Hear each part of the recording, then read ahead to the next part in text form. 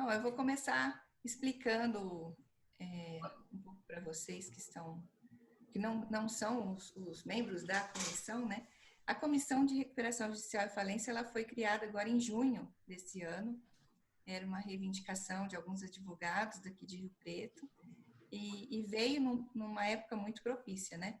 Agora, junho desse ano, a gente já estava com a pandemia, então a gente já estava se deparando com a crise econômica enfrentada pelas empresas e o nosso pedido foi prontamente aceito pelo Dr. Marcelo Henrique, presidente e toda a diretoria. Então eu reforço aqui o meu agradecimento por permitir, né, a abertura dessa comissão e quero falar em nome do presidente, o Dr. Marcelo Henrique, e do vice-presidente, o Dr. Henrique Atic, que me mandaram mensagem falando que eles estão, o presidente está em São Paulo, no trânsito, mas mandou aqui o recado para vocês, o agradecimento dele por vocês terem aceito tão prontamente participar dessa palestra. E o Dr. Henrique também, né? Então, estou estendendo aqui o cumprimento. Ó, o doutor José Luiz deu bem, está no trânsito. E deu seu tchauzinho para a gente. Abraço, doutor.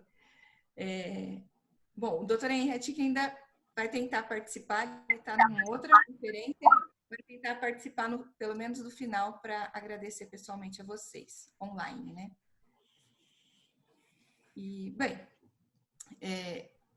então, ponto, acho que é esse, né? A criação dessa comissão numa época tão importante, nesse momento de crise enfrentado pelas empresas. A intenção da comissão é a aproximação, né, o aprimoramento do direito, né, de insolvência. Ele é tão aprofundado em São Paulo devido às varas especializadas e a gente precisa trazer tudo isso para cá. E a melhor forma é através dessas comissões que vão dar os meios aos advogados, a gente dá material, a gente fica sempre à disposição, a gente tenta buscar todo o material, o conteúdo o mais atualizado possível para estar aprimorando o direito de insolvência aqui em São José do Rio Preto, no interior, né, nossa região. Então, eu agradeço imensamente por Dr. Daniel Carne, que é a nossa maior referência, mesmo, né, ele ele é o responsável pela evolução técnica dessa matéria, quando assumiu a primeira vara de falência de São Paulo. E ele que impulsiona e incentiva a todos para essa evolução constante dessa matéria que é apaixonante, né, doutor Daniel? E agradeço também imensamente o doutor Cristiano, porque é um grande mesmo, uma experiência enorme, conhecedor do direito, devido à quantidade, intensidade, variedade da demanda que ele atende aqui em São José do Rio Preto, à frente do Juizado Especial Cível. Até ele estava me passando, são 900 processos distribuídos por mês. Então, fazer essa junção, a gente vê por que unir os dois temas, né? Mas justamente por isso, porque a crise empresarial, ela afeta sobremaneira as pequenas e médias empresas. A gente vê o aumento de demanda aqui em São José do Rio Preto, sobretudo no Juizado Especial Cível, e eles vão hoje poder expor essa conexão, né, da recuperação judicial com o Juizado Especial Cível. Bem, vou começar dando a palavra para o Dr. Daniel Carne. Quero inicialmente fazer a apresentação, né, dele. Dr. Daniel Carne Costa é juiz titular da primeira vara de falências e recuperações judiciais de São Paulo, graduado em Direito pela USP, mestre pela FADISP e doutor pela PUC. Mestre em Direito Comparado pela Stanford University, Estados Unidos, pós-doutorando pela Universidade de Paris, Panthéon-Sorbonne, professor de Direito Empresarial da PUC, professor convidado da California Western School of Law e juiz auxiliar da Corregedoria Nacional de Justiça 2018-2020. Atualmente, juiz auxiliar da presidência do Superior Tribunal de Justiça, membro das comissões de juristas que elaboraram o PL 1397 de 2020 e o PL 4458 de 2020. É autor de diversos livros e artigos na área. Doutor Daniel, a palavra é toda sua. Muito obrigado, doutora Natália.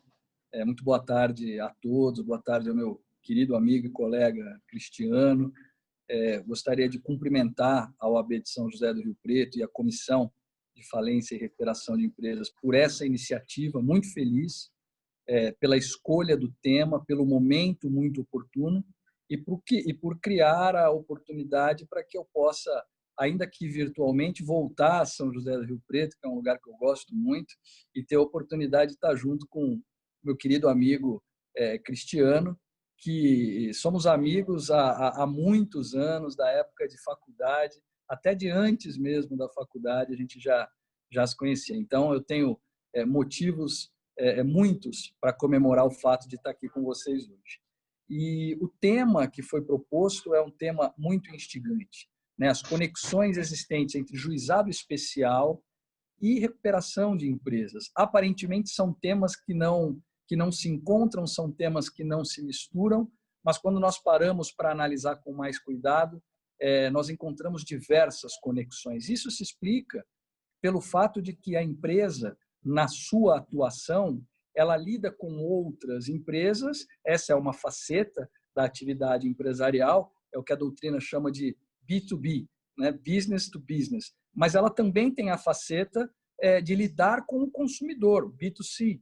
E essas questões, que são questões importantíssimas para a empresa e que têm relação com o consumidor, muitas vezes acabam desaguando no juizado especial, né? Principalmente em cidades importantes, grandes como São José do Rio Preto, em que o movimento do juizado, como nós acabamos de ouvir, né? São 900 distribuições mês, acaba absorvendo boa parte dessas demandas que têm a ver com as empresas, né? Então, aí é a explicação do fato de encontrarmos muitas conexões entre recuperação e juizado especial, muito embora as recuperações não tramitem no juizado especial. Agora, para a gente entender alguns desses impactos, é importante a gente entender o momento que nós estamos vivendo, né? Porque nós vamos falar de uma nova lei, né? Ainda é a Lei 11.101, vai continuar sendo a Lei 11.101, mas uma Lei 11.101 é profundamente reformada em diversos aspectos, modernizada, e que contém instrumentos novos que não existiam antes e que contém aprimoramentos em relação a aspectos que dizem respeito direta e indiretamente ao juizado especial. Então, é importante a gente perceber que esse movimento reformista, doutora Natália, ele teve início, não é de hoje, né? Ele começou em 2016, né? À luz das deficiências que aquela crise que nos abateu naquele momento, 2015, 2016, aquela crise revelou, né, as deficiências do nosso sistema de insolvência, a necessidade de aprimoramentos. E o Ministério da Fazenda, então, naquela época, montou uma comissão de juristas para elaborar essa reforma da lei. Eu fiz parte daquela comissão e me lembro que na primeira reunião que nós tivemos em Brasília, naquela época, a pergunta do ministro da Fazenda, então, era a seguinte: doutor Daniel, o que o senhor acha que é necessário mudar na lei para que o nosso sistema se torne mais eficiente? E a minha resposta foi: nós precisamos melhorar muitos aspectos legais, dotar a nossa lei de ferramentas que ela não tem hoje, que são fundamentais, mas só isso não adianta, né? A eficiência como resultado pretendido depende da forma como nós aplicamos a lei, né? Não adianta nós termos aí uma Ferrari, né, se nós não tivermos um motorista treinado para dirigir essa Ferrari, porque ele não vai conseguir extrair dessa ferramenta toda a potencialidade que ela tem. O mesmo em relação à nossa lei de recuperação e falência. Então, precisamos aprimorar a lei e precisamos aprimorar o aplicador da lei. Quem é que conduz os processos de insolvência? Os juízes, auxiliados pelos administradores judiciais. Então, esses são dois focos de aprimoramento que também devem estar no nosso campo de visão. E, a partir daí, nós começamos uma evolução paralela, né? Em 2017, a comissão preparou um projeto de lei, né, que foi entregue ao Congresso Nacional em 2018, que é o 10.220 de 2018, e que, por razões políticas e por defeitos de construção naquela época, acabou não evoluindo. Paralelamente, em 2018, o Conselho Nacional de Justiça, presidido naquela época pelo ministro Dias Toffoli, criou a comissão ou grupo de trabalho do CNJ de boas práticas em falência e recuperação, pensando no aprimoramento desses agentes, juiz, magistrados, poder judiciário de maneira geral e administrador judicial. E, a partir daí, esta evolução começou a andar de maneira sincronizada, porque foi formada uma nova comissão no atual Ministério da Economia, com o novo governo, o novo ministro da Economia, né, o ministro Paulo Guedes, uma nova comissão para refazer o trabalho que havia sido que não havia logrado êxito até então naquele momento. E essa nova comissão, eu também tive o prazer de fazer parte dessa comissão, reescreveu essa alteração legislativa, sempre conversando com as evoluções que aconteciam no grupo do CNJ, que acabou expedindo até o momento 6 atos normativos que visam melhorar a aplicação da lei, que visam melhorar a estruturação do Poder Judiciário, a formação do magistrado e a atuação do administrador judicial. E, ao mesmo tempo, um novo projeto que virou substitutivo ao PL 10.220 e que na Câmara tomou o número de 6229 de 2005, porque foram reunidos nesse substitutivo todos os projetos que existiam na Câmara naquele momento em relação à matéria, e o mais antigo foi apresentado logo depois da entrada em vigor da Lei 11.101. Em 2005 ainda já havia um projeto tentando mudar a lei. Então, ele tramitou como 6229, foi aprovado, se transformou, né, no 4558 de 2020 no Senado e foi, semana passada, também aprovado. Estamos aguardando agora a sanção presidencial. Então, este movimento de reforma é um movimento coordenado, um movimento de muito diálogo entre a evolução relacionada à aplicação da lei e a dotação ao nosso sistema legislativo de ferramentas mais efetivas que não existiam e que são necessárias também para que tenhamos um resultado melhor. E o que essa conversa toda impacta especificamente no juizado especial?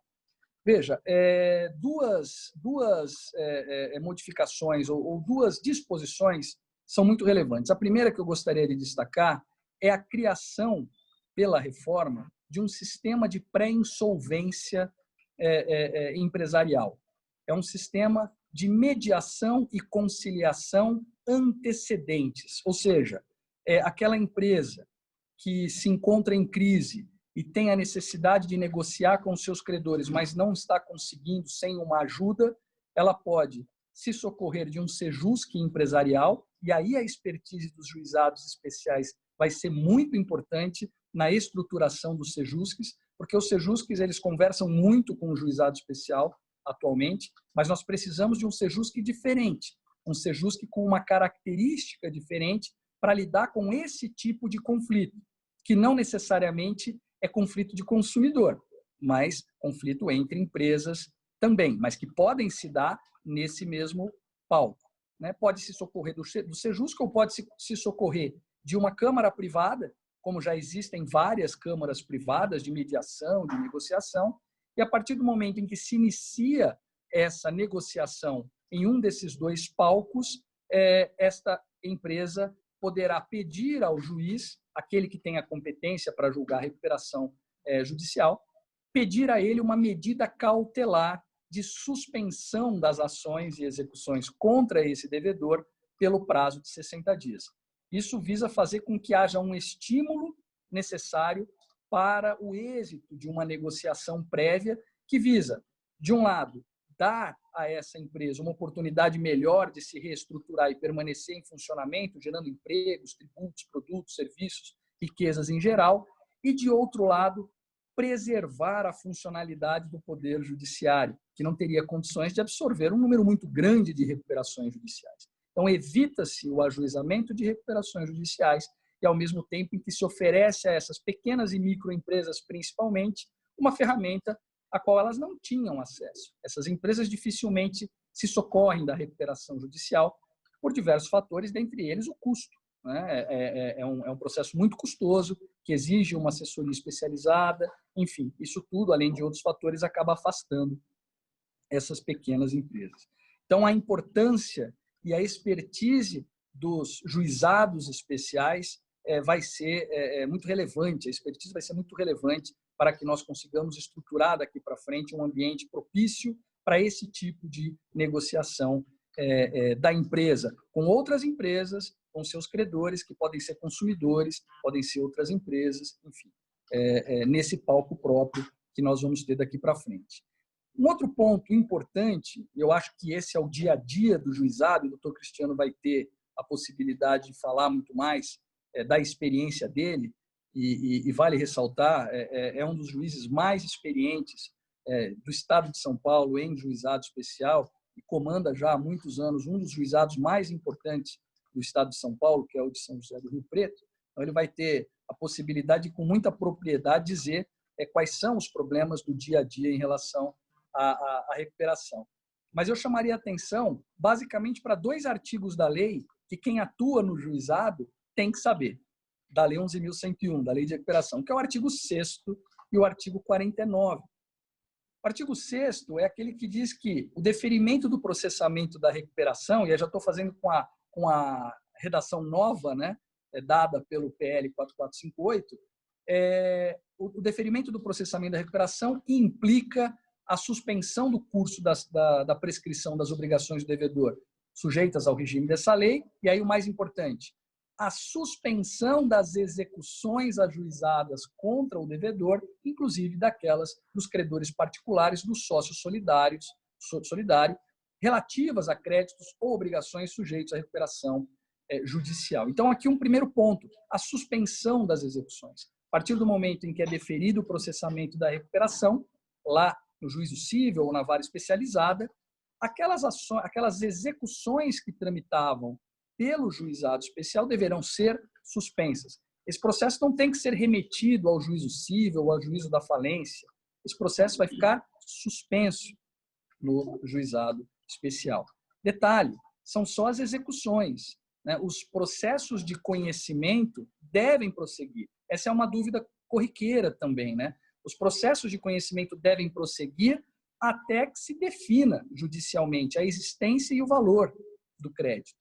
No momento em que ficar definida a existência ou o valor do crédito, este crédito deve ser habilitado no processo de recuperação judicial. Uma novidade trazida pela lei, pela reforma, é a explicitação de que também fica proibido qualquer forma de retenção, arresto, penhora, sequestro, busca e apreensão e constrição judicial ou extrajudicial sobre bens do devedor, oriunda de demandas judiciais ou extrajudiciais, cujos créditos ou obrigações sujeitem-se à recuperação judicial. Então, porque essa era uma outra dúvida que aparecia. Olha, a execução está suspensa, ok, eu não vou prosseguir com a expropriação dos ativos, mas eu vou penhorar, eu vou constritar, eu vou garantir a execução com este bem. Não, a suspensão se faz sem a constrição, porque se entende que a constrição de ativos de uma empresa em recuperação judicial de créditos sujeitos ao concurso é algo que contraria a própria lógica do sistema e prejudica a possibilidade de recuperação. Um outro ponto por quanto tempo essas execuções ficarão suspensas lá no juizado especial? De acordo com com a reforma, com a nova redação da lei, 180 dias, que podem ser prorrogados por uma única vez e, excepcionalmente, por mais 180 dias, desde que o devedor não tenha dado causa a esse atraso no andamento da recuperação judicial. Hoje, a lei fala em 180 dias improrrogável, mas nós sabemos que o STJ já pacificou o entendimento de que é possível que seja feita a prorrogação, desde que não tenha havido culpa do devedor nesse atraso, só que ficamos aí com uma prorrogação indefinida. Isso é causa de insegurança jurídica. A reforma traz aí um prazo definido de prorrogação, tentando com isso balizar esse entendimento. Caberá à jurisprudência novamente moldar a aplicação desse dispositivo, mas a tendência é de que seja 180 mais 180 e ponto final. A partir daí, essas execuções podem prosseguir. Com um detalhe, este prosseguimento, de acordo com a jurisprudência, não é automático. Não é automático. Então, o juiz da recuperação deve autorizar o prosseguimento dessas execuções que eventualmente estejam tramitando lá pelo juizado especial. Agora, um outro ponto importante, né? O que vai ficar suspenso? As execuções de créditos sujeitos, sim, mas quais são os créditos sujeitos? Esse é um ponto de muita discussão, né? O 49, parágrafo 3º, fala dos créditos garantidos fiduciariamente. Então, esses créditos, basicamente créditos bancários, não só, mas principalmente créditos bancários, esses estão fora, mas esses normalmente não tramitam pelo juizado especial. O que é muito comum no juizado especial é a execução de título judicial, formado no próprio juizado. E aí vem a dúvida, se a sentença foi proferida antes do deferimento do processamento, aquele crédito estaria sujeito, mas ainda não houve trânsito em julgado. E se a sentença foi proferida depois? Teremos que analisar qual é a natureza jurídica daquela sentença? Enfim, essas são questões que eu vou querer ouvir o doutor Cristiano para que ele nos conte aí qual é o drama, né, enfrentado no dia a dia. Por ora, o que nós temos é um posicionamento mais ou menos firme de que o marco temporal não é a sentença, né? O marco temporal seria a origem do crédito, independentemente da sentença. Foi uma decisão ortodoxa, vamos dizer assim, tomada pelo STJ para, de uma maneira mais objetiva, tentar criar segurança jurídica. E, nesse aspecto, a reforma não alterou.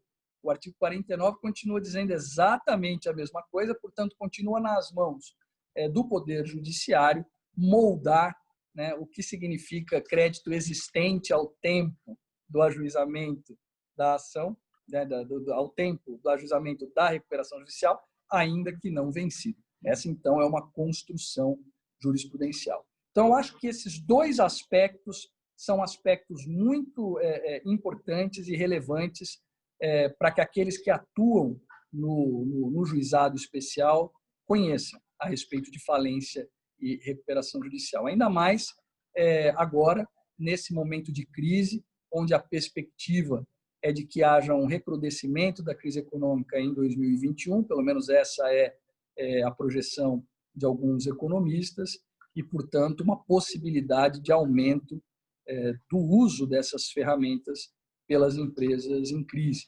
Nós temos que levar em consideração que esta onda de recuperações e falências ela não aconteceu esse ano, e muito em função da correta atuação do Ministério da Economia, né, no pagamento do auxílio emergencial, na facilitação do acesso ao crédito pelas empresas, na liberação das instituições financeiras de uma série de restrições para que pudessem emprestar para essas empresas. Mas veja, esses benefícios eles têm duração limitada, né? O auxílio emergencial deve acabar no final do ano.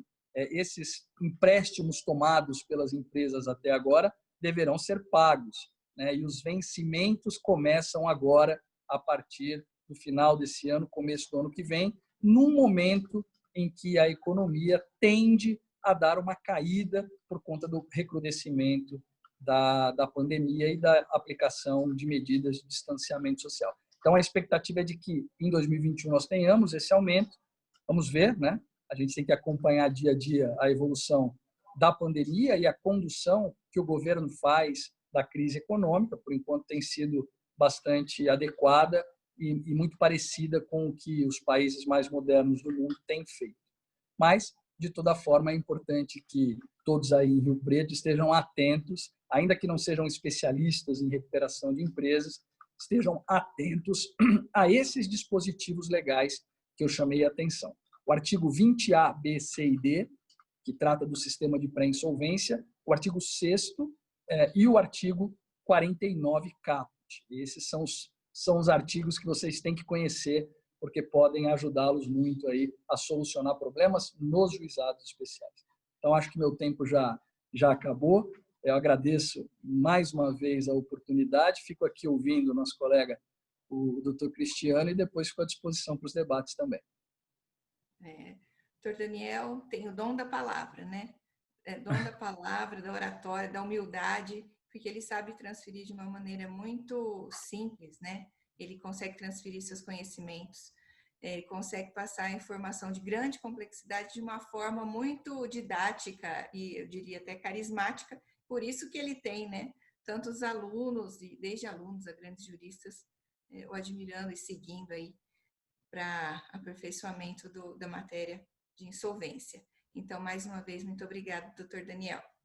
E para fazer frente a essa exposição, né, numa parceria incrível aí de conhecimento no direito, com uma vasta e intensa experiência jurídica, convidamos o Dr. Cristiano de Castro Jarreta Coelho, já conhecido de todos aqui na nossa comarca, que está desde 2007, né, Dr. Cristiano, no Juizado Especial Civil. Dr. Cristiano, ele é graduado pela Faculdade de Direito da Universidade de São Paulo, especialista em Direito Privado pela Escola Paulista de Magistratura, juiz de Direito, diretor da 8ª RAJ, né, Regional Administrativa Judiciária, e titular do Juizado Especial Civil de São José do Rio Preto, o qual recebe por mês, né, como eu comentei, a média de 900 processos distribuídos. Dr. Cristiano, grande honra tê-lo conosco. Muito obrigada por ter aceito prontamente, né, este convite, nos concedendo seu tempo precioso nessa correria de final de ano. A palavra é toda sua. Muito obrigada. Doutora Natália, eu que agradeço a palavra passada, a honra de estar aqui com a OAB de São José do Rio Preto, mais uma vez. Na pessoa da senhora, eu cumprimento todos os demais advogados que estão presentes hoje. E também aproveito para cumprimentar o doutor Marcelo, que é um grande parceiro que sempre nos chama para conversar. Temos vários projetos em andamento, a 8ª RAJ com a OAB, e, enfim, é uma honra sempre que chamado para participar, para interagir com a advocacia, sempre estarei pronto e presente para aqui estarmos conversando. Muito obrigado, viu? Aproveito a oportunidade para cumprimentar meu amigo, me permita chamar de Daniel, senhor doutor, meu grande amigo.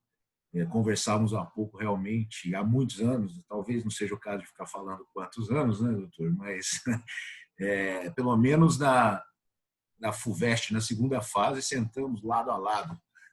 E aí travamos uma amizade de muitos e muitos anos aí.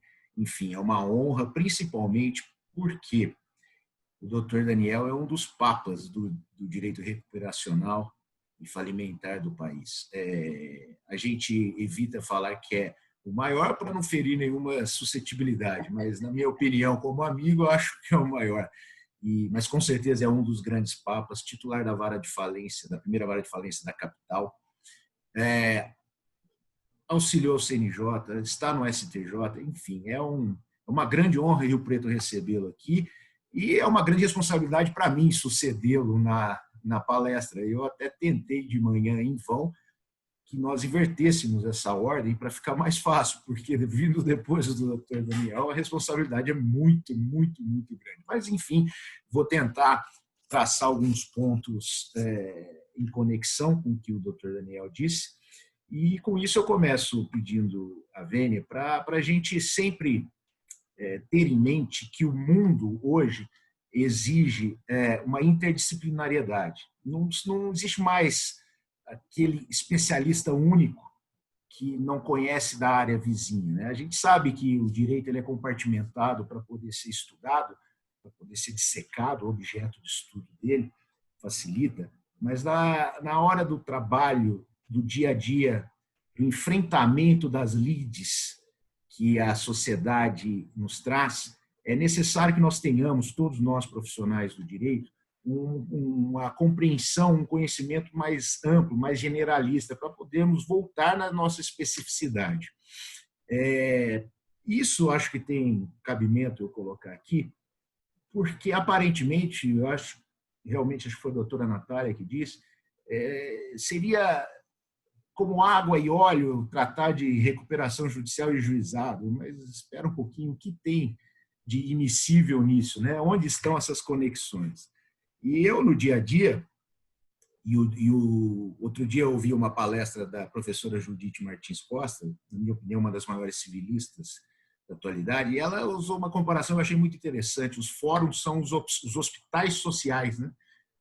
Os problemas, as doenças sociais, as patologias da sociedade desagam no fórum, né?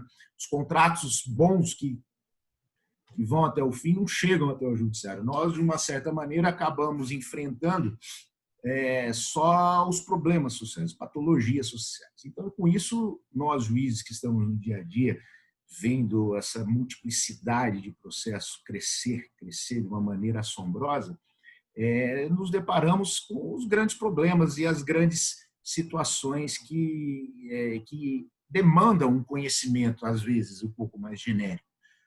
Os advogados do interior têm mais o costume de trabalhar em várias frentes, né?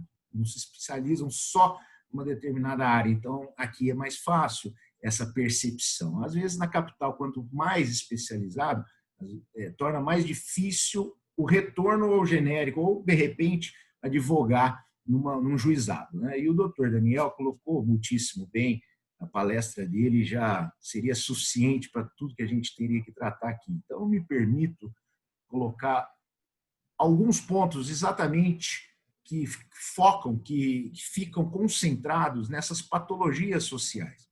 Por quê? A empresa, ela tem realmente o B2B, como o doutor Daniel disse, onde elas se relacionam empresarialmente, aí um campo específico do direito privado, hoje o direito empresarial, mas nenhuma empresa sobrevive por si só, ela tem que ter o consumidor, ela tem contatos com um poder público, enfim. Então, um advogado que vai estar lidando com essas empresas, inevitavelmente, vai ter que tratar de assuntos, ora numa vara de fazenda e ora numa vara de juizado especial civil, né?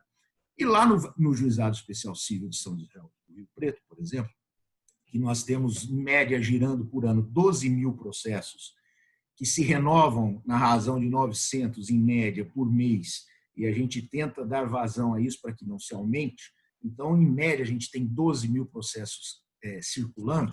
Eles, de uma certa maneira, eles demonstram, eles servem de termômetro dessa sociedade, né?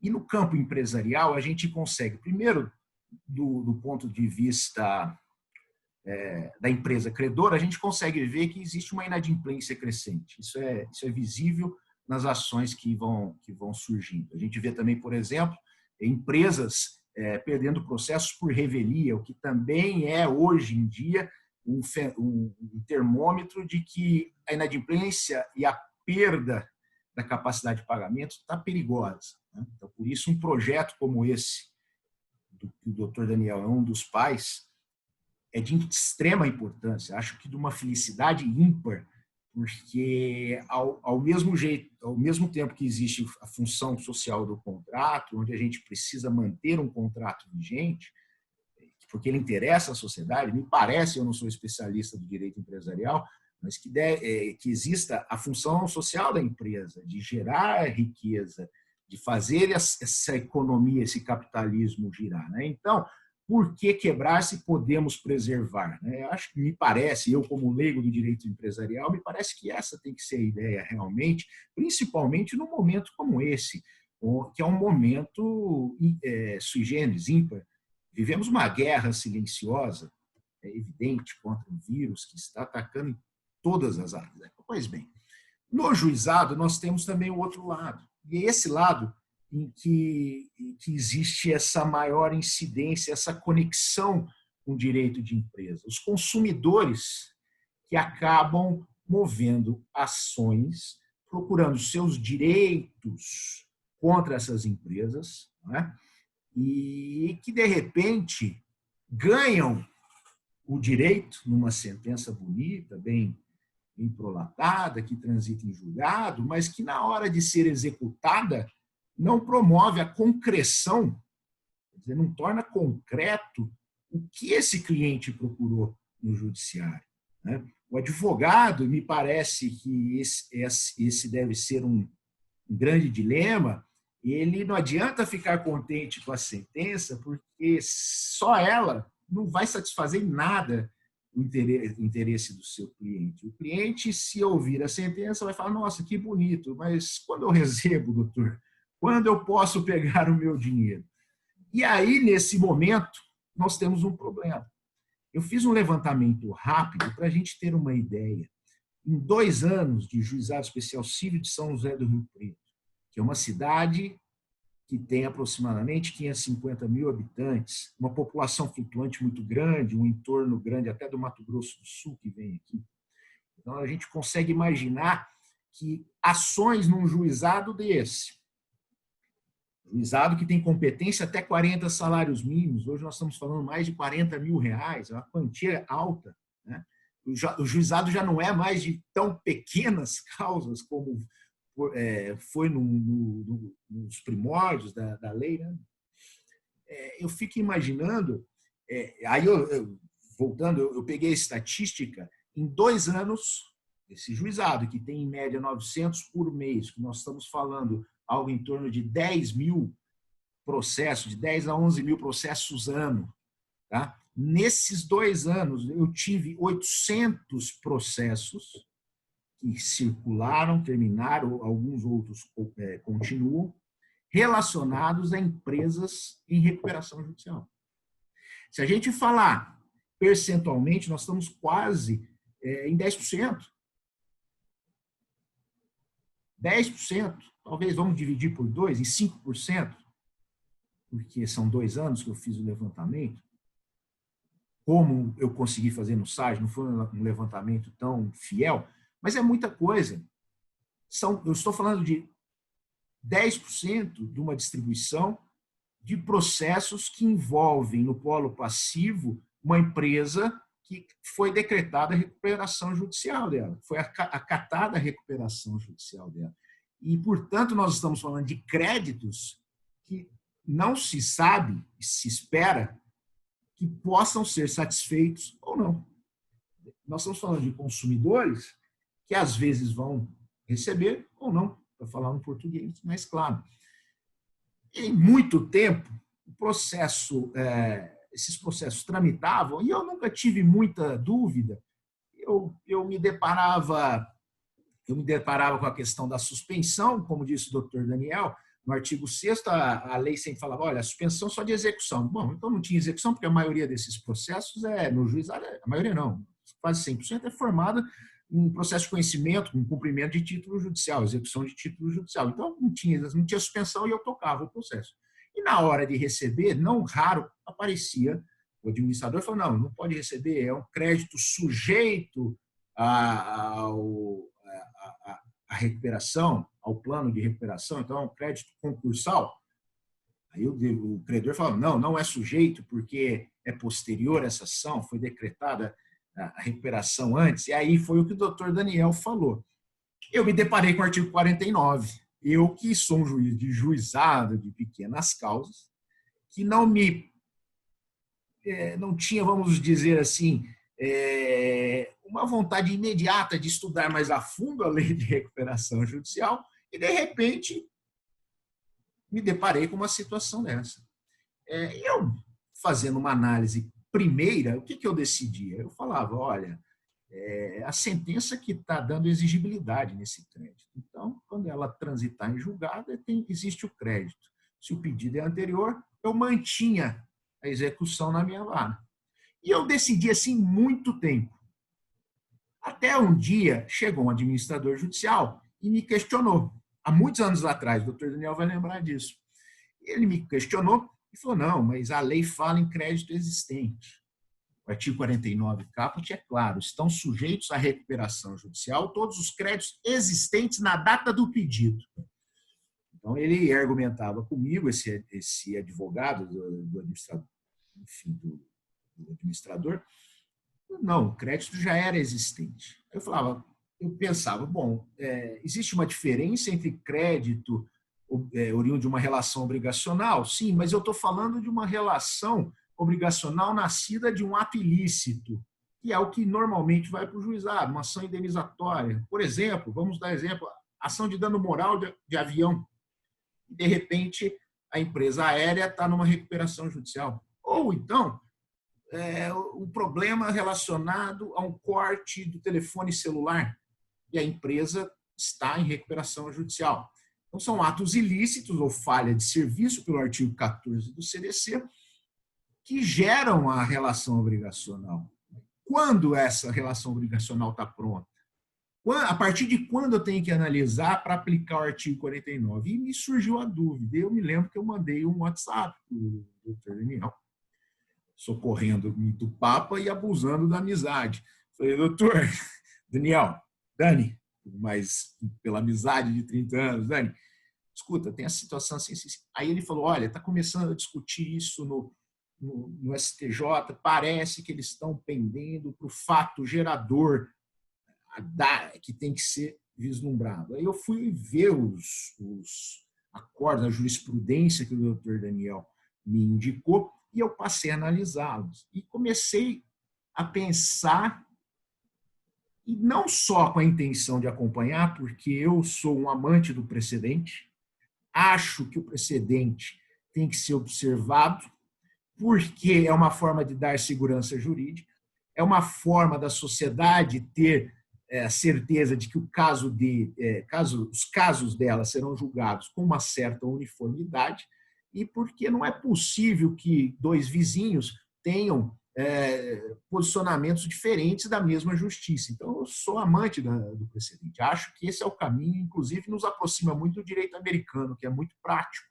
E eu acho que essa mudança do CPC, do novo CPC, foi primordial. É uma questão de eficiência e justiça. Sou plenamente a favor. Então, fui estudar o STJ, até porque eu não sou um conhecedor profundo de direito empresarial, muito menos recuperacional, e fui procurar saber, e me convenci que realmente o que eu estava confundindo exigibilidade de um crédito com a constituição do crédito, né? Prova disso é que o próprio STJ, verifiquei eu quando eu estava estudando, ele retroage os juros de mora à data do ilícito extracontratual, né? Porque o crédito está constituído. O que não existe ainda é uma exigibilidade. Essa, sim, é alcançada com a sentença judicial. Diferente seria se a sentença no processo constituísse o crédito, né? Se nós estivéssemos de frente de uma sentença constitutiva. Ela, na verdade, é uma sentença condenatória.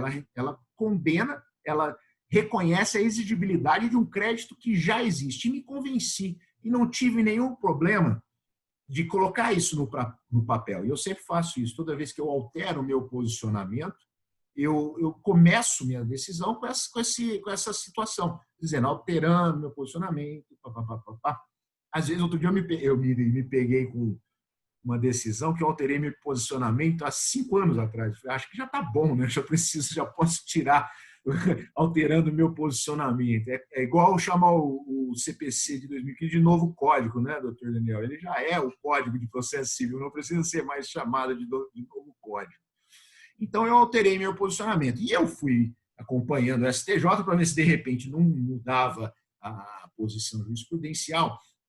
E, de fato, tanto a terceira quanto a quarta turma do STJ, que, se não estou errado, compõe a segunda sessão do STJ, e que tem competência civil, empresarial, enfim, eles têm definido esse rumo. Lógico, algumas decisões diferentes, mas o rumo dessas duas turmas é considerar o fato gerador, aquele fato da vida fenomênica, do mundo real, que recebe a incidência das normas jurídicas, se torna um fato jurídico.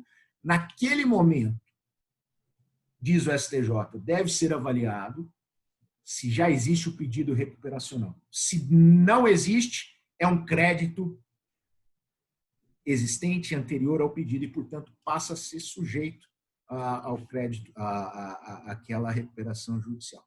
Essa é a posição que vem prevalecendo no STJ, só que nós precisamos lembrar que existe um repetitivo admitido sobre o assunto, é o tema 1051 do STJ, inclusive, salvo engano, determinou a suspensão das ações que discutem esse assunto.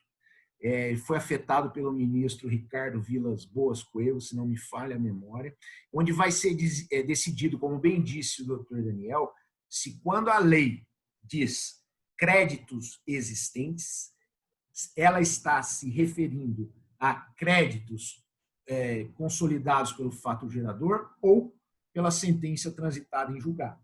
Essas duas discussões vão ser definidas nesse tema 1051. A julgar pelas decisões mais recentes, anteriores ao afetamento, que foram lideradas e sempre seguindo um voto da ministra Nancy Andrighi, a tendência, me parece, se eu tivesse que apostar, seria de que vai se consolidar essa situação que nós acabamos de ver, na qual eu me curvei quando passei a decidir. Qual é o marco? O marco é o fato gerador. Então, trocando em miúdos, se o voo que me causou dano moral ocorreu antes do pedido, ainda que a sentença reconhecedora da exigibilidade desse dano, da indenizatória, seja posterior ao pedido e tenha transitado após o pedido, cuida-se de um crédito concursal. E, portanto, aí vem o problema.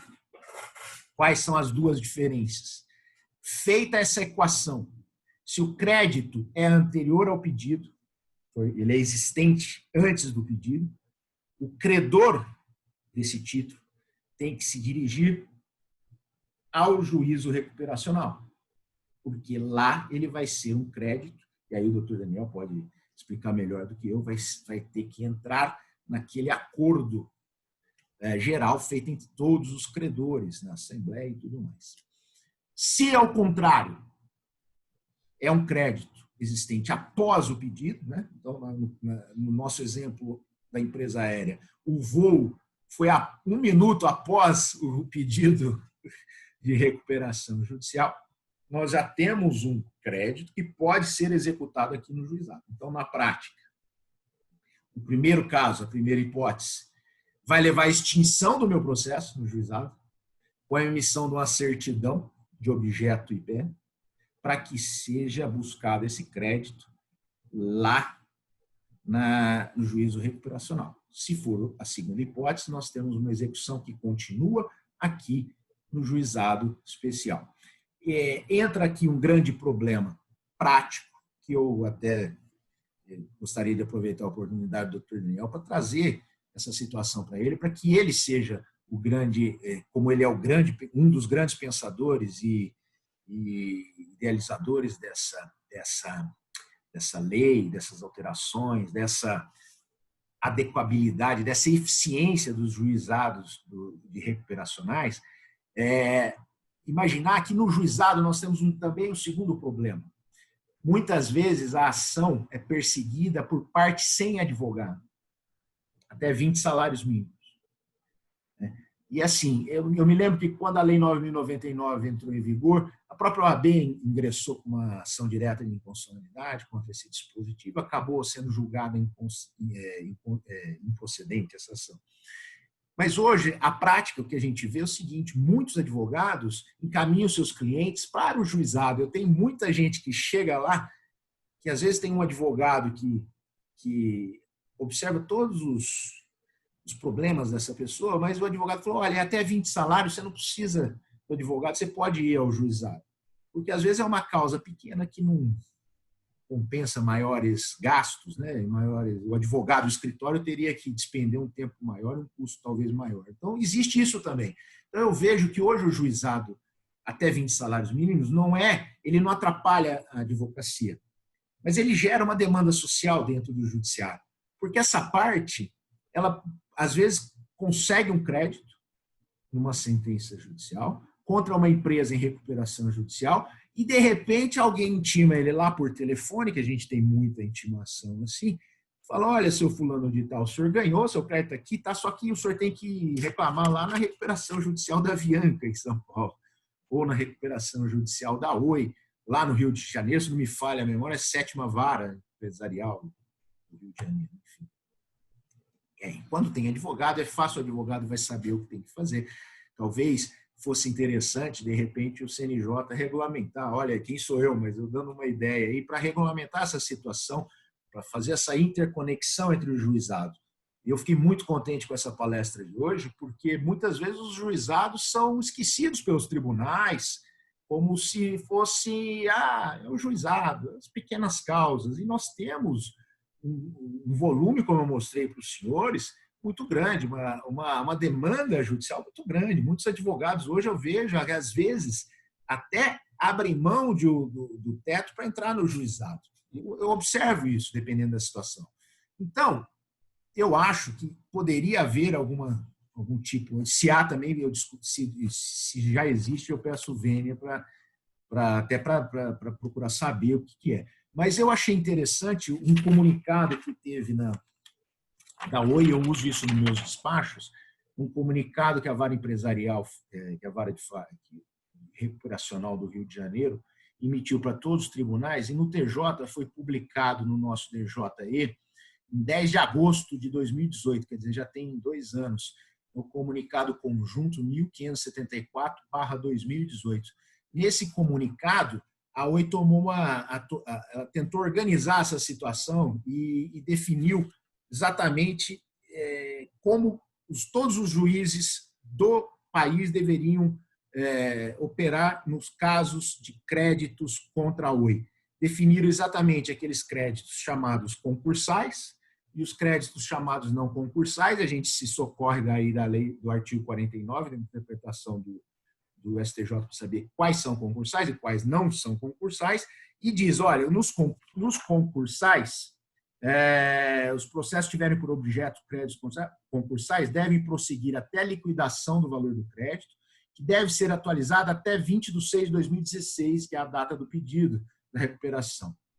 Com o crédito líquido e após o trânsito em julgado de eventual impugnação ou embargos, o juízo de origem emite a certidão, extingue o processo para que o credor possa se habilitar nos autos de recuperação judicial e o respectivo crédito seja pago. E aí eles dão embaixo um caminho pela internet de como fazer essa habilitação.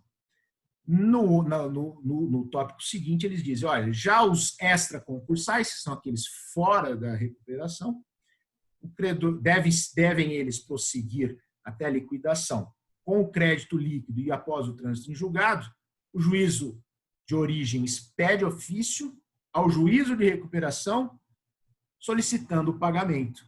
E eles já até limitam, ali nós vamos pagar até 4 milhões por mês por pedido. Então, é uma organização tão boa que facilitou muito nossos inúmeros processos. Me lembro que em 2017, puxei aqui, nós tivemos 500 processos contra a Oi. Estavam nessa situação. E, de repente, tinham uma barreira jurídica, né? Então, eu termino a minha participação, já falei demais também, acho que acabou o meu tempo. Eu agradeço demais e imensamente a oportunidade que me foi dada pela OAB. Prazer de encontrar meu amigo Daniel. Estou aqui vendo que entrou também o Dr. Marcos Gadelho, nosso grande amigo aqui, juiz também do juiz de Direito do Estado de São Paulo, juiz assessor do ministro Lewandowski, nosso amigo pessoal aqui, veio nos prestigiar. Muito obrigado pela presença. Doutores, eu queria terminar dizendo exatamente isso, essas conexões. Eu acho esse termo fantástico. Num certo ponto do conhecimento jurídico, me parece que todos nós somos picados pela necessidade de especializar.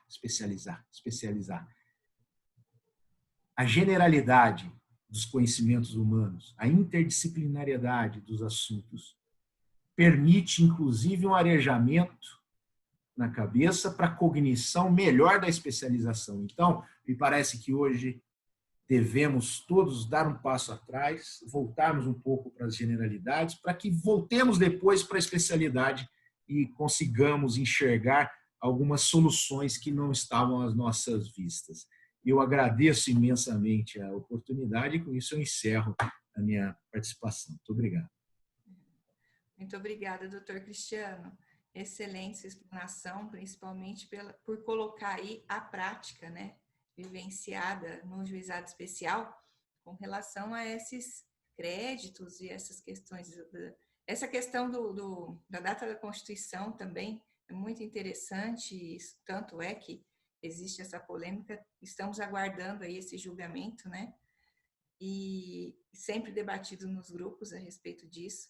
É interessante ver um juiz, né, expondo toda essa questão e, inclusive, essa dúvida. Eu falo como administradora judicial, também já me socorreu o doutor Daniel, perguntando para ele qual que seria, onde que eu colocaria o crédito, e eu acho que é assim, né, na nossa atuação, a gente tem que sempre buscar as fontes para a gente poder se alimentar, né, é assim, as pessoas são luz, aí cada uma acende a sua vela ali, com a luz daquela, sempre assim, né, e no fim saem todos iluminados, essa é a intenção dessa palestra, inclusive hoje. Quero agradecer aqui a presença de todos os advogados que estão participando, juízes, muito obrigada pela presença virtual. E agora eu abro para vocês conversarem, tirarem dúvidas. Quero que vocês fiquem à vontade, aqui com uns 10 minutinhos aí para nosso encerramento.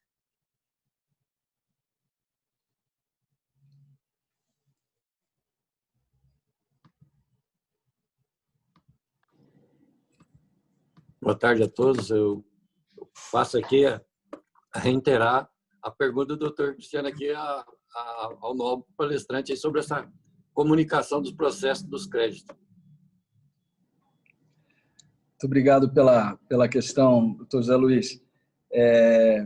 Eu acho que cada vez mais as boas práticas devem ser compartilhadas e democratizadas.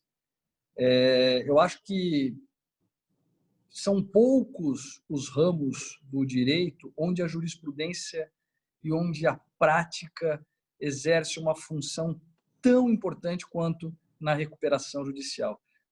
Quando a gente estuda a lei de recuperação judicial, sem saber dos entendimentos jurisprudenciais, dos entendimentos já fixados, você vai ter uma ideia muito pequena do que é, de fato, a recuperação judicial.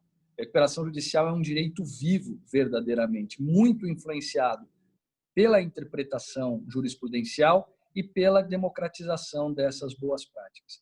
Eu acho que o que foi feito no processo da OI serve como um parâmetro para todos em muitos aspectos. Eu conheço a administradora judicial do processo da OI, sei do empenho que eles tiveram lá na implementação de soluções criativas e bastante eficazes para lidar com a maior recuperação judicial da América Latina em número de credores. A doutora Samantha, inclusive, faz parte comigo do grupo de boas práticas do Conselho Nacional de Justiça, de Falência e Recuperação Judicial, e muito da experiência dela acabou sendo colocada na recomendação 72, que trata da atuação do administrador judicial, e isso também acabou influenciando fortemente a realização da reforma no que tange a atuação do administrador judicial. Então, hoje nós temos um administrador judicial mais vinculado ao processo, ao resultado útil do processo, e que, inclusive, tem a obrigação legal, de acordo com o texto aprovado, vamos aguardar a sanção, mas tem a obrigação legal de responder aos ofícios independentemente de comando judicial. Então, alguém que deve se preocupar com a regularidade do processo, com a existência de créditos em processos judiciais que estejam em outros lugares, inclusive nos juizados especiais. Então, alguém que deve se comprometer a dar soluções mais adequadas para esses problemas que o processo acaba demonstrando, certo? Então, assim, acho que é uma boa prática que foi implementada naquele processo, que pode servir de inspiração para outros juízes que, diante de recuperações judiciais, onde haja uma dispersão muito grande de credores, eles também possam orientar os juízos e os jurisdicionados e os credores a atuarem dessa maneira. Então, acho que é uma experiência muito válida. Doutora Natália, a senhora me permite fazer uma pergunta para o doutor Daniel? Claro, fica à vontade. Queria aproveitar aqui para... Estou vendo primeiro que tem alguns colegas acompanhando, a doutora Márcia Branco, lá de Franca, juíza do Juizado Especial de Franca, o colega Tiago Teraoca também, e o doutor Ramon Lopes Neto, promotor de Ribeirão Preto, grande amigo meu também. Eu queria agradecer a presença dos senhores que estão nos prestigiando aqui. E eu aproveito... Desculpa, doutora. Agradeço em nome da comissão também a presença de todos. Que bom que estão acompanhando, né?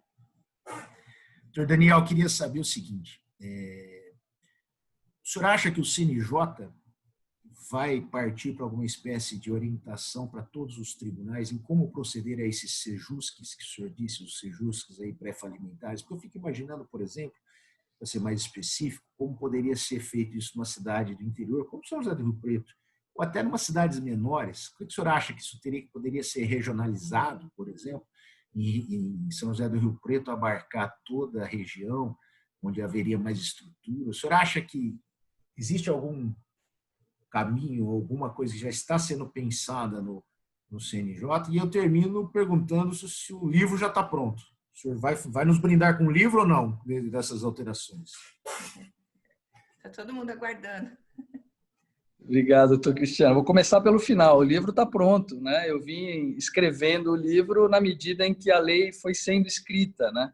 Então, vai ser um livro bem interessante, porque é um comentário, a lei inteira, todos os artigos, parágrafos, incisos, tudo, e que acaba trazendo toda essa evolução, porque o livro ele foi sendo construído na medida em que este projeto ia caminhando e na medida em que o CNJ também ia caminhando na evolução dessas ideias. Então, muito provavelmente, tão logo a lei seja sancionada, nós já vamos ter aí o livro pronto para ser lançado. Não antes, né, porque nós temos que aguardar, né, a sanção presidencial para que a gente tenha, então, a versão final do livro. Mas vai chegar sim, muito em breve vem o livro aí.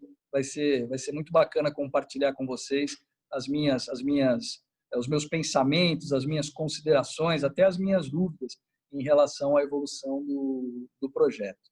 Com relação ao CNJ orientar a criação dos sejusques empresariais, nós já temos a recomendação 71, salvo engano, que trata dos sejusques empresariais e que orienta os tribunais, primeiro incentiva os tribunais a criarem esses sejusques, e segundo orienta a como eles devem ser criados, quais são as preocupações que devem ser enfrentadas para que esse sejusque seja efetivo.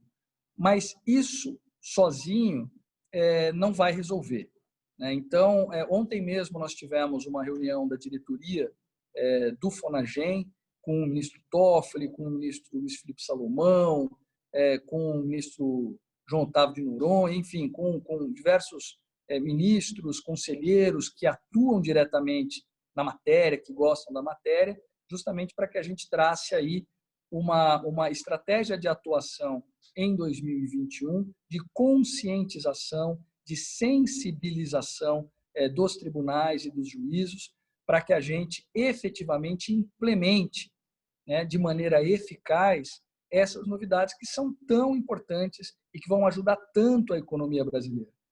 Eu gostaria até de destacar uma fala, né, do ministro da Economia, o ministro Paulo Guedes, salvo engano, anteontem.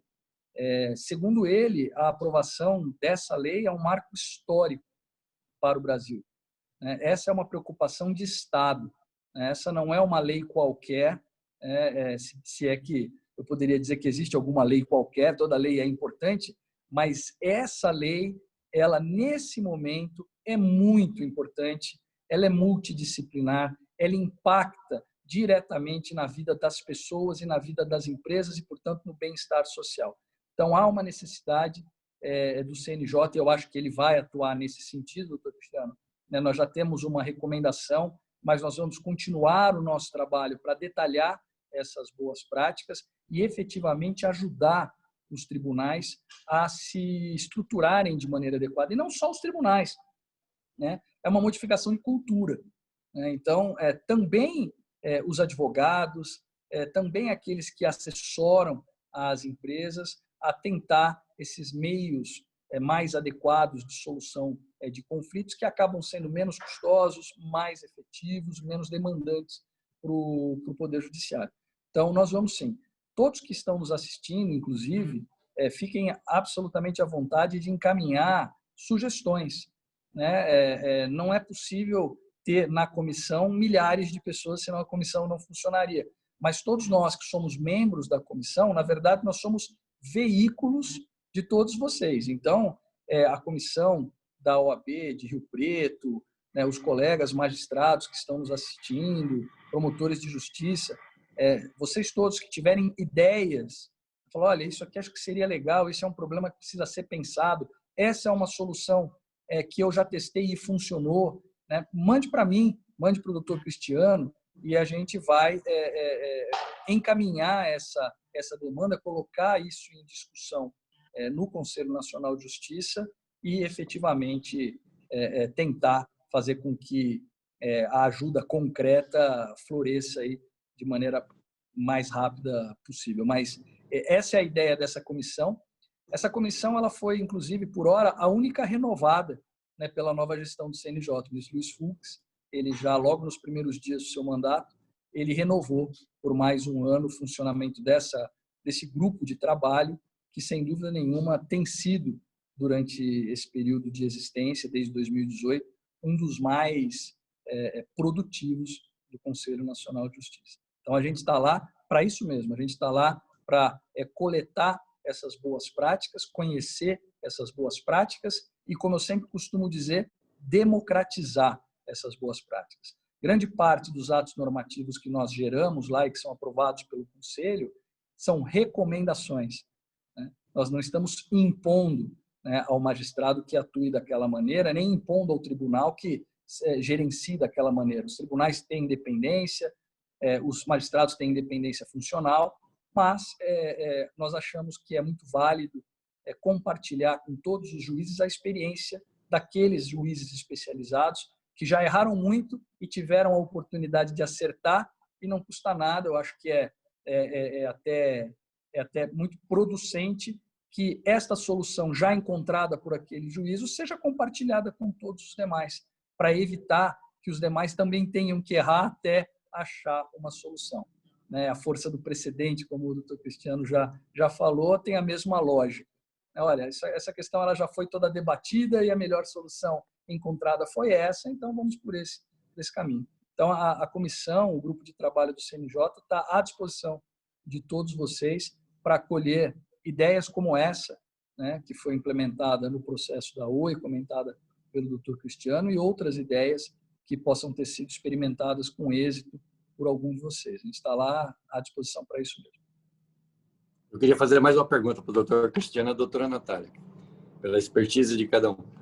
Como o doutor Cristiano estava falando da regionalização do Sejus, mas eu acho que também no interior de São Paulo nós deveríamos fazer algumas regionalizações em termos de varas especializadas, porque muitas, hoje, nós estamos tendo alguma dificuldade de alguns profissionais com expertise e experiências práticas nas recuperações de falência. E tem muitas empresas que chegam a mudar de sede para São Paulo para fazer o pedido em São Paulo por causa das varas especializadas. Então, doutor Cristiano, o que o senhor acha e vê a possibilidade do tribunal se atentar para essa necessidade? Pode dividir o Estado em algumas regiões, por exemplo, São José do Rio Preto, Ribeirão, talvez Presidente Prudente, alguma coisa assim, Bauru.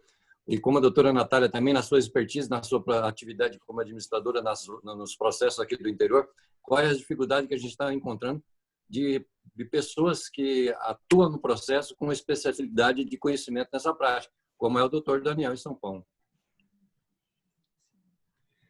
Doutor Daniel, poderia responder a questão das varas especializadas? O senhor está mais atualizado. Só um comentário. Já existe, né, a recomendação 56, de 22 de outubro de 2019, que foi elaborada pelo Grupo de Trabalho do CNJ e aprovada pelo plenário do Conselho Nacional de Justiça, que incentiva os tribunais a fazerem exatamente isso que o doutor Zé Luiz falou, criar varas especializadas de competência regional. Porque qual que é a lógica? Muitas vezes não há movimento judiciário suficiente que justifique a criação de uma vara especializada em falência e recuperação em uma cidade, né? Porque ali existem 4, 5 processos de falência, um processo de recuperação. Não faz sentido você ter um juiz que só cuide desses poucos processos. Mas são aqueles processos que vão impactar fortemente a vida daquela sociedade, né? Os empregos que vão desaparecer, os ativos que não vão ser realocados na economia, o empobrecimento e o sofrimento de toda a população. Então, por que não juntar o movimento daquela comarca com a comarca contígua, com a outra, formando-se, então, uma região onde o volume de processos justifique a criação de uma vara especializada. Então, esse modelo já foi proposto pelo CNJ. O Tribunal de Justiça de São Paulo, de certa forma, já acatou e criou, no ano passado, as varas regionais da primeira RAJ, né, que é a Grande São Paulo. E este projeto, a ideia, o ideal, é que ele prossiga com a criação de vara especializada na 10ª RAJ, na 8ª RAJ. Portanto, nós teremos aí uma vara de falências em Rio Preto, não para cuidar dos processos só de Rio Preto, mas para cuidar dos processos de toda essa região. Hoje nós temos a digitalização quase que completa. Hoje nós temos a autorização da realização de Assembleia Geral de Credor virtual. Então, assim, as barreiras logísticas diminuíram muito. Então, é possível, sim, você criar essas varas de competência regional. E, aliás, essa é uma preocupação nossa desde 2018, porque, lembra que eu disse, nós precisamos de uma lei com muitos recursos bons, mas nós precisamos de juízes que saibam usar esses recursos. A Lei 11.101 e essa matéria de falência e recuperação é extremamente complexa e é o dia a dia que especializa o magistrado. Se no primeiro dia que alguém chegou lá e falou para mim de créditos com garantia fiduciária não performadas e eu não fazia ideia do que ele estava falando, no segundo dia eu já sei o que é. No 5º, no 6º, no 8º caso, eu não só já sei o que é, como eu já tenho a experiência do que deu certo e do que não deu certo. Só que só vai ter essa oportunidade de especialização um juiz que veja com muita frequência esses casos, o que não vai acontecer nas varas cumulativas, onde a maioria dos casos não serão casos de insolvência empresarial, serão causas cíveis, causas de família, causas criminais, enfim, outras causas que são muito mais numerosas. E aí você tem uma dificuldade de especialização do magistrado. Então, este processo de especialização é fundamental, e enquanto este processo não se completa, nós vamos emitindo as recomendações e compartilhando a experiência daqueles juízes especializados com os juízes que não são ainda especializados. Então, esse é um projeto fundamental. Eu diria que essa também é uma preocupação de Estado, que vem sendo discutida desde 2016. Se me permite, doutora, Sim. Desculpa interromper, que acho que o doutor Delbem também dirigiu a pergunta a mim também. Sim. E eu gostaria de dizer o seguinte, como diretor da 8ª RAJ, até para a oportunidade para esclarecer os advogados, os colegas advogados, o Estado de São Paulo já se encontra dividido administrativamente em 10 RAJs, né? Como o doutor Daniel falou, a RAJ de São Paulo é a Grande São Paulo, que envolve aquela região mais próxima. Depois nós temos várias outras RAJs, dividido o Estado em outras regiões, e São José do Rio Preto é a 8ª RAJ, que ela já engloba inúmeras circunscrições, que são divisões menores do que a regional. Aqui a função do diretor da 8ª RAJ é administrativa, em descentralizar a administração dos prédios, contratos, essas coisas mais. Nessa ordem, nessa sequência, me parece que existe hoje uma tendência no Tribunal de Justiça, de estudos, porque o Tribunal de Justiça é muito grande, é gigante, ele não consegue fazer alterações do dia para a noite, e também seria temerário que alterações fossem feitas sem que houvesse um estudo completo das consequências, impactos e tudo mais. Mas o que nos parece hoje, existe uma corrente forte nesse sentido, que é o que o doutor Daniel disse, essa pandemia veio para nos mostrar isso. Hoje nós somos a prova disso, prova viva disso. Estamos fazendo uma reunião, o doutor Daniel está lá em Brasília, eu estou aqui na minha casa, cada um dos senhores nos seus locais de trabalho, ou casas, enfim, estamos fazendo uma reunião virtual. E assim, todos sabem o que está acontecendo. O Juizado Especial Civil de São José do Rio Preto, nesse período, fez quase 400 audiências virtuais. A tendência é essa. Os processos, por exemplo, na minha vara, estão em 97% digitais. Tem pouco processo físico, estão acabando. E o tempo vai levar a isso. E mais, vou além. Nós temos alguns exemplos dentro da administração do judiciário de regionalizações, de centralização de serviço, como, por exemplo, a central de mandados, onde se tem um ganho prático e eficiente muito grande. Então, me parece que a tendência no futuro, doutor Elvin, para ser mais direto, é justamente esse que o doutor Daniel falou, seguindo essa orientação. Alguns assuntos, alguns temas específicos devem ser regionalizados, para se sempre dar preferência a uma decisão mais uniforme, para que haja uma uniformidade na aplicação do direito. Eu nunca vou me esquecer, e cito aqui apenas para a gente imaginar quão ruim é o tratamento não uniforme. Eu me lembro que no Colégio Recursal de São José do Rio Preto, a certa altura, alguns anos atrás, nós nos deparamos com um julgamento de uma questão num município que fazia parte do colégio, onde havia uma lei municipal prevendo o pagamento do 14º salário para os servidores públicos daquele município. Essa lei, ela existia e estava em vigor. E houve um prefeito que chegou e, por decreto, não fez mais o pagamento. Não preciso dizer que choveram processos questionando a ilicitude de se pagar, de se parar o pagamento de um 14º salário previsto em lei por meio de decreto. E aí duas correntes se formaram. A primeira dizendo que, e realmente é um absurdo, né, permitir que o efeito, que a vigência de uma lei seja cessada por decreto, isso é juridicamente impensável. Então, essa foi a primeira corrente, mandando pagar. E uma segunda dizendo, realmente, essa cessação de efeito é impossível pela lei, pelo decreto. Mas essa lei é inconstitucional, porque não tem ressonância na Constituição Federal, 14º, e fazia-se uma interpretação e se declarava incidentalmente a inconstitucionalidade dessa lei e não permitia pagar. Então, nós tínhamos, às vezes, numa mesma repartição, um servidor que recebia 14º e outro que não recebia. Isso é impensável do ponto de vista jurídico. Me parece que é impossível que haja um tratamento tão em falta de uniformidade. Então, respondendo, temos que caminhar para a regionalização sem perder o acesso da população nas causas mais comuns.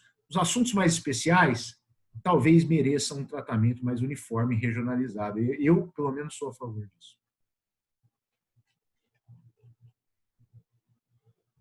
Eu penso que o problema maior esteja na falta de verba, né? A alegação é sempre essa, que envolve a criação de uma estrutura e uma despesa que acho que o que barra aí o progresso dessa intenção, que eu acho que a maioria é favorável, está esbarrando nisso, né?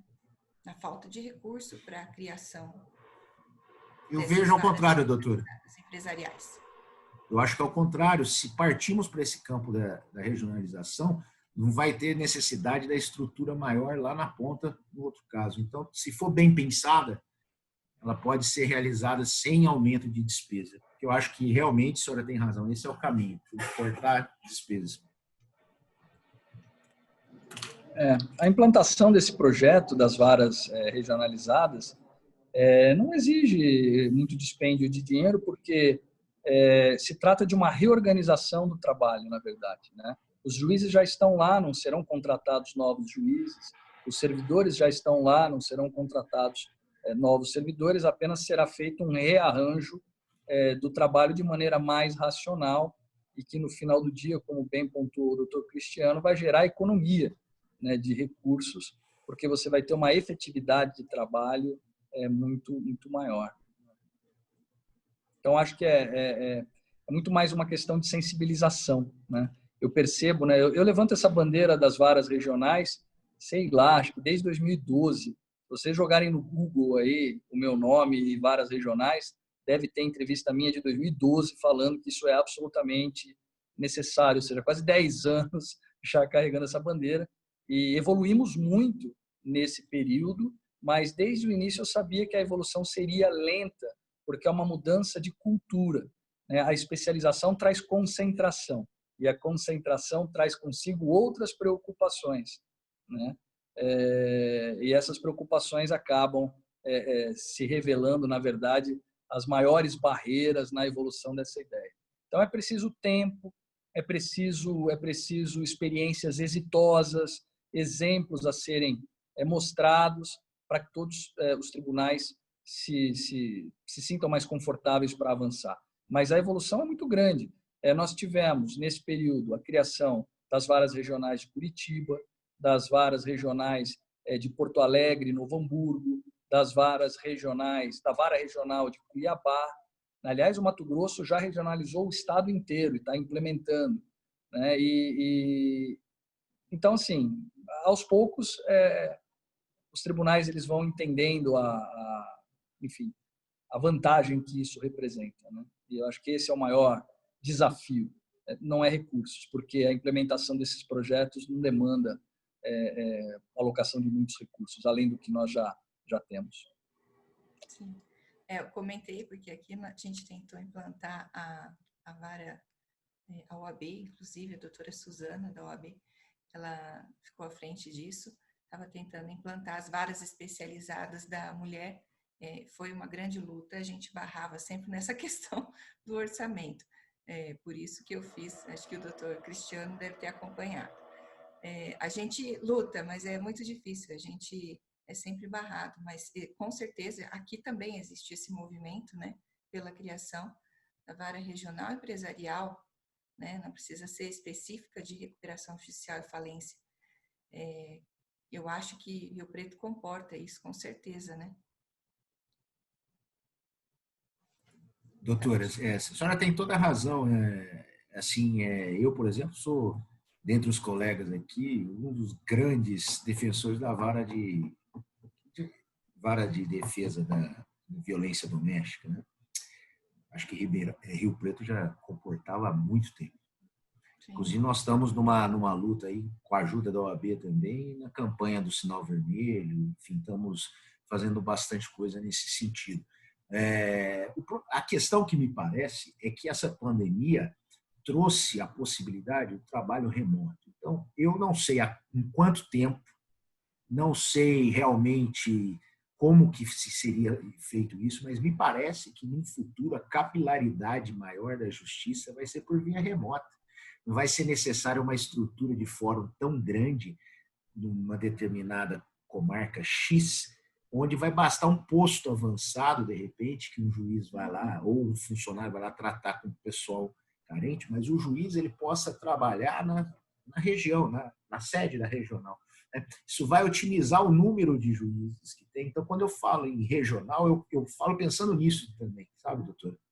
Nesse trabalho remoto, nessa possibilidade de se chegar mais longe de uma forma mais fácil e mais barata.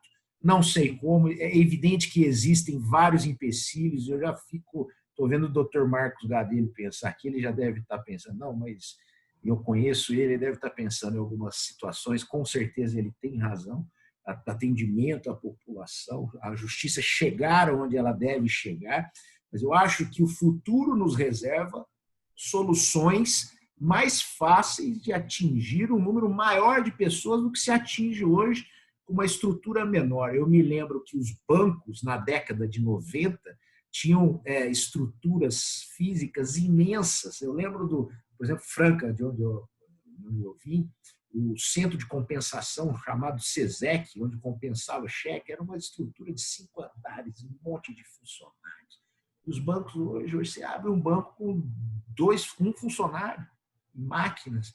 Eu acho que isso que houve na iniciativa privada vai chegar no judiciário e a gente tem que fazer isso com uma certa cautela para não perdermos a essência, que nós não somos empresas privadas, nós não temos que dar lucro, nós temos que prestar serviço bem feito. Então, nosso rumo é esse, nosso norte é esse, mas que nós vamos ter que nos adequar à modernidade e ao virtual, eu não tenho a menor dúvida de que isso vai chegar.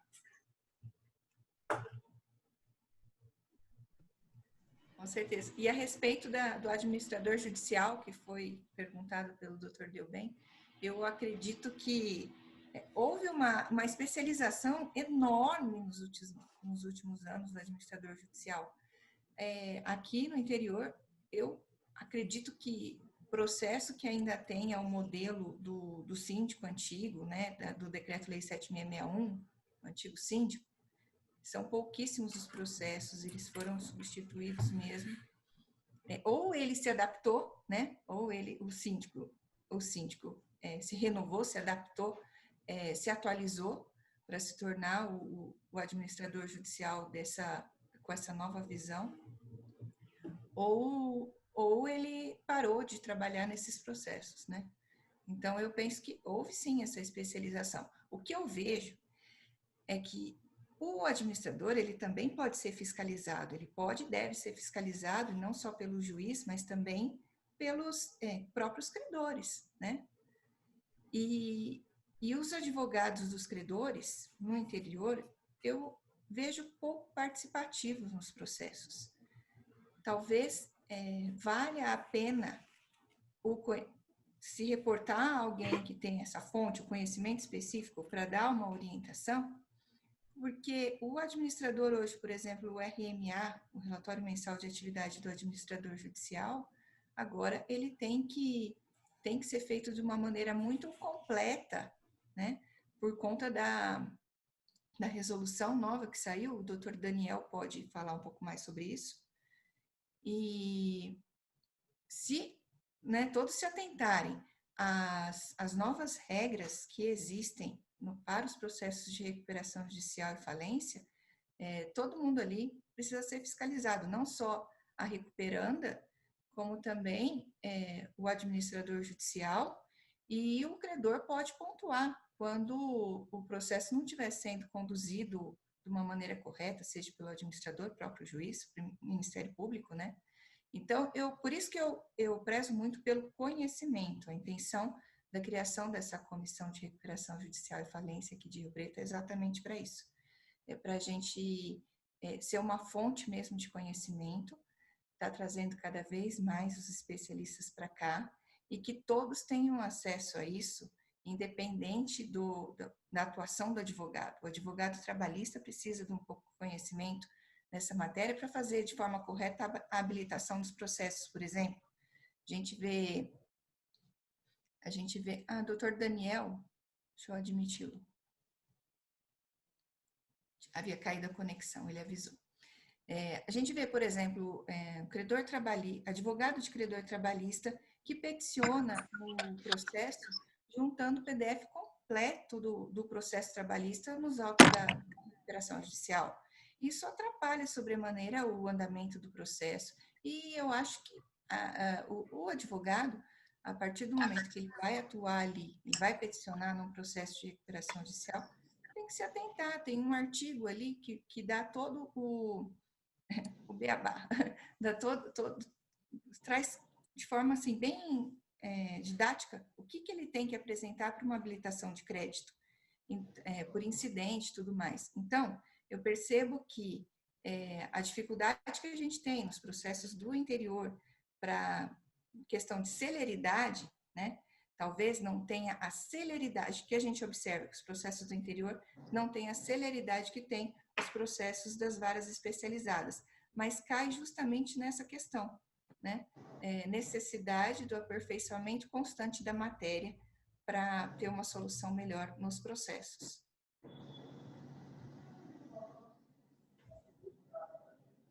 Acredito que seja isso que o doutor Delben tenha perguntado. Eu não sei se ele ainda está aqui ou se caiu. Deixa eu ver se consigo achá-lo aqui. Bom, é isso, doutor Daniel. Tem uma resolução do administrador judicial? Tem. Quer falar a recomendação 72. Deixa eu até pegar o número direitinho aqui.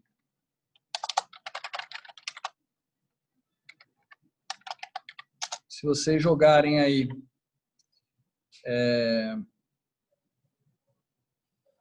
recomendação É isso mesmo, é isso mesmo. Recomendação 72, de 19 de agosto de 2020.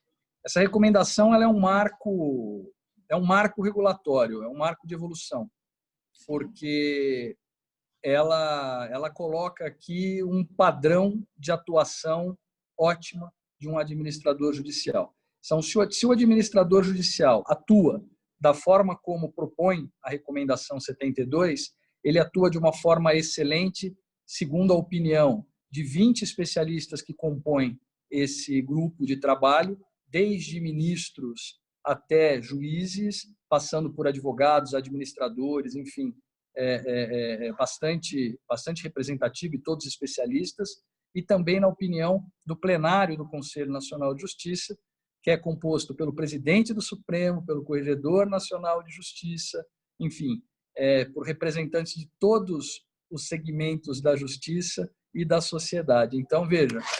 Opa, caiu aqui de novo. Então, veja que... Eita! Deixa eu segurar aqui que quebrou agora. Então, veja que é um conselho qualificado, né? Então, assim, não só os administradores agora têm um parâmetro para poder atuar de maneira eficaz, como também os juízes têm um parâmetro para poder avaliar o trabalho de um administrador judicial. Porque muitas vezes o juiz, pela falta de experiência e por ter atuado em poucos casos, ele não sabe avaliar se o trabalho que está sendo desenvolvido pelo administrador em determinado caso é um bom trabalho ou não. Então, agora, essa recomendação 72, ela serve como um parâmetro, um ISO 9000, vamos dizer assim, da administração judicial. Então, a tendência é que nós elevemos a barra de atuação, né? Os AJs agora podem se apresentar dizendo, olha, vou atuar de acordo com a recomendação 72, e isso é a garantia de um bom trabalho, e os juízes podem também dizer, olha, vou nomeá-lo desde que atue da forma como a recomendação 72 determina. Né? Exatamente. Muito bem. Eu acho que nós atingimos o propósito, né, nessa noite. A gente passou até mais do que eu imaginava, né? Foi muito abrangente, foi excelente as atualizações aí da matéria. E fico muito satisfeita e honrada mais uma vez pela participação de ambos conosco aqui nesse encontro promovida pela Comissão de Recuperação Judicial e Falência de São José do Rio Preto. Agradeço a participação de todos, juízes, promotores aqui que acompanharam conosco essa palestra, os advogados, administradores judiciais, que eu vi que também tem, doutor Rodrigo Clara, doutora Mariana, advogada. Muito obrigada, doutora Cristiane Nascimento, de São Paulo. Muito bom ver que a gente captou aí pessoal até de São Paulo para assistir a palestra aqui conosco. Muito bom. Obrigada, viu? Obrigada a todos. Uma boa noite.